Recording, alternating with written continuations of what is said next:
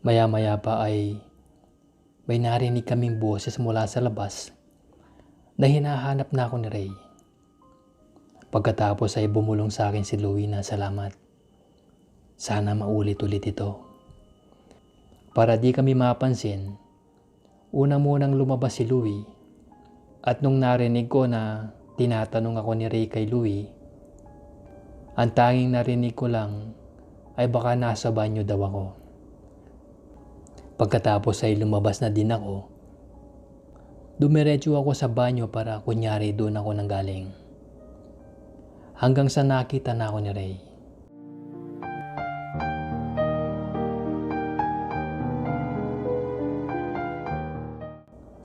Oh, kanina pa kita hinahanap. Nasa banyo ka lang pala. Ang sabi ni Ray.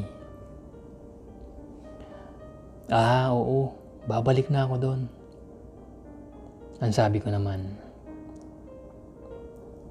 Pagbalik ko sa inuman sa labas, wala na si Louie.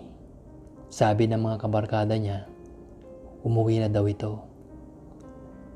Ni hindi ko man lang nakuha ang cellphone number niya. Hanggang sa lumalim na ang gabi, at di nawala sa isip ko si Louie. Ang ginawa ko, hinanap ko siya sa Facebook. Pero di ko makita ang pangalan niya sa Facebook. Nag-isip ako ng paraan para malaman. Tinanong ko ang isa niyang kabarkada kung anong pangalan ni Louie sa Facebook. At itatag ko ang mga picture namin. Sabi ko sa kanya. At binigay na nga niya.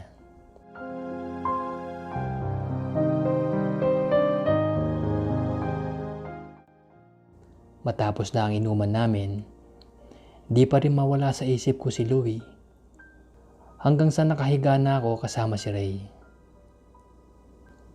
Maya-maya ay nararamdaman ko na yung yumayakap sa akin si Ray.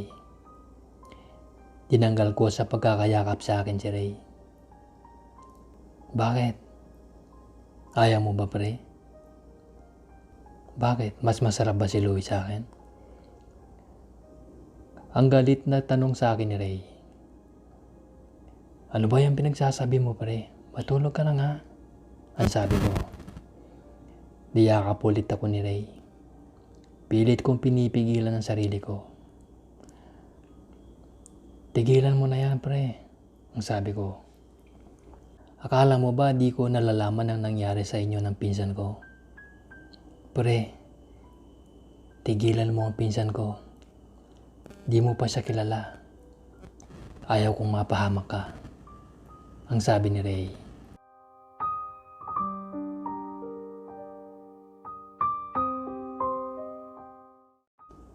Hanggang sa natapos kaming dalawa, naging palaisipan sa akin ang mga sinabi sa akin ni Ray. Hanggang sa makauwi na ako, di nawala sa isip ko si Louie. Biglang tumunog ang cellphone ko noon at nakita ko na nag-friend request pala sa akin si Louie. At nag-message siya sa messenger sa akin. Pre, kailan lang balik mo dito? Ang sabi ni Louie. Nako pre, di ko pa alam eh. May pasok na kasi kami ulit bukas. Ang sabi ko. Sa Sabado pwede ka? Ang sabi ni Louie. Subukan ko pre. Sabi ko naman. Medyo nag-aalangan na ako pumunta doon, Kuya Allen. Kasi tumatak sa isip ko ang sinabi sa akin ni Ray na tigilan ko ang pinsan niya. Gawa nang di ko pa ito masyado kilala.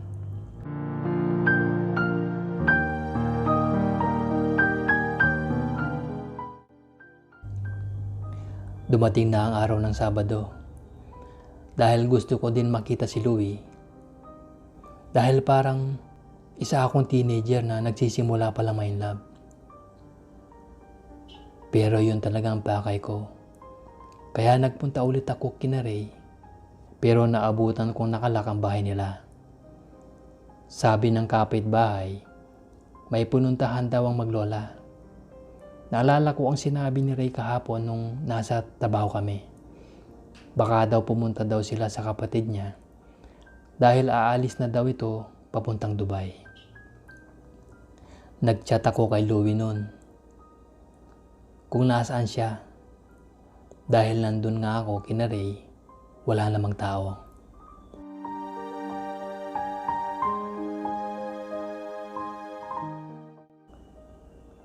Two minutes bago nag-reply si Louie na nasa bahay daw siya. Sabi niya, punta daw ako sa kanila. Dahil di ko naman alam, sinabihan niya ako na punta daw ako sa isang kanto at doon daw niya ako susunduin. Na makarating na ako, ay nakita ko si Louie na nag-aabang, dala ang motor niya. Na makarating kami sa kanila, naabutan ko ang kanyang ina na nagluluto at ang kanyang ama ay nanonood ng TV. Pinapasok ako ni Louie sa kanila at ipinakilala sa mga magulang niya. Maya-maya pa inalok niya ako na kumain na daw kami dahil magiinuman kami ng mga barkada niya. Matapos kami kumain ay naglabas si Louie ng maliit na lamesa sa may terrace sa tilang upuan. Di mawala sa isip ko ang nangyari sa amin ni Louie ng isang araw na yon. Kaya alam ko na ang mangyayari sa amin ngayon. Sari-sari na ang natakbo sa isip ko ng sandaling yon.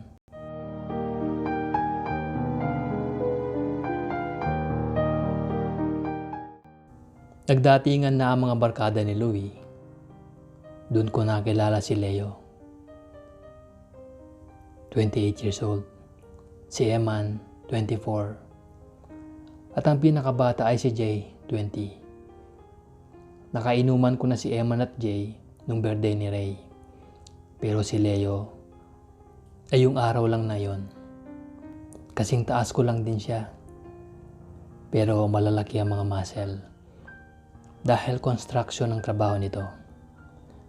Walang asawa, wala ding jowa.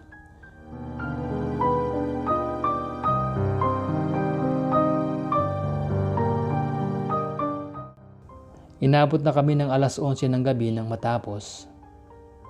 Mga lasing na ang iba naming mga kasama. Magkasabay umuwi si Eman at Jay. Si Leo naman ay hinatid namin ni Louie sa inuupahang bahay niya dahil lasing na ito. Nag-aalala din kami na baka mapagtripan sa daan. Siyempre sumama ako sa paghatid. Pagdating namin sa inuupahang bahay ni Leo, sinabihan niya kami na doon na daw kami matulog. Pumayag na din kami ni Louie dahil anong oras na din naman nun. Nang makalatag na kami, katabi ko si Louie. Pinagitnaan nila ako ni Leo. Di ako makatulog kasi medyo masikip ang pwesto ko. Nakita ko ang tulog na itong si Leo.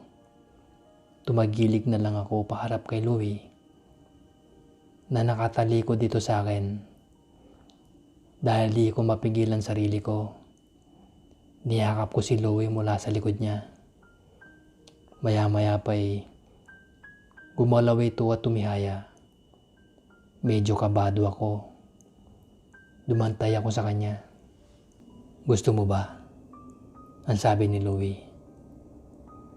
Ikaw, kung gusto mo. Ang sabi ko. Nagpaubaya sa akin si Louie nun. Maya-maya pa ay may humaplo sa likod ko. At paglingon ko ay si Leo pala. Nagulat ako noon dahil totoo palang sabi ni paring Louie na magaling ka. Ang sabi ni Leo. Ano? Sinabi niya yon? Ang sabi ko.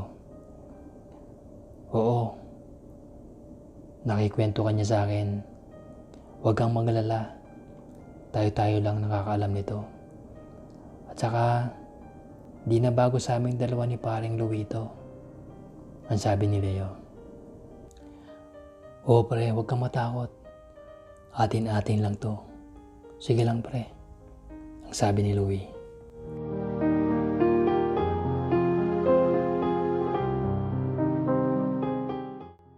Baliwala lang sa akin nang nalaman kong yun at nagsalo kaming tatlo sa mga oras na yon.